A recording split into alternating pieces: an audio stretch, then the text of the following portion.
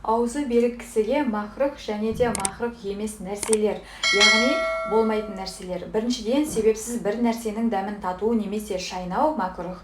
Бұл оразаның бұзылуына себеп болуы мүмкін. Бірақ көп кісіге пісірілген тамақтың дәмін қадағалау үшін тамақтың дәмін көріп түкіріп тастауға болады. Дәмін татқан уақытта тамаққа кетпеуі шарт. Екіншіден, аузы берік кісіге сулы месуакты қолдану мақрух. Үшіншіден, дәрет алған кезде аузына, мұрнына суды көп пайдалану мәкрух.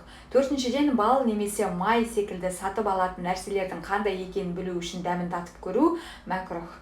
Бесіншіден, шайналып тәттісі кеткен ақ сағызды шайнау мақрух, ал жаңасын шайнауға мүлдем болмайды. Алтыншыдан, аузы берік адам әлсіреп өзін сақтай алмайтындай болса, қан алдыруы мақрух. Егер көтере алса, мақрух емес. Ең жақсысы күн батқан соң қан алдыру. Жетінші, Рамазанда қатты ыстықтап салқындау үшін ауыз бен мұрынды сулау және де суық сумен жуыну Әбу Юсуф бойынша мақрух емес, өйткені мұндай уақытта адамға жеңілдік туады. Фәтуа осы үкімге берілген.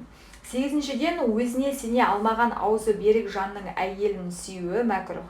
Өзіне сенсе мәкрух емес. Хадисте пайғамбарымыздың саллаллаху алейхи уассалам зайыбын сүйгені және де әзілдегені жайлы айтылады.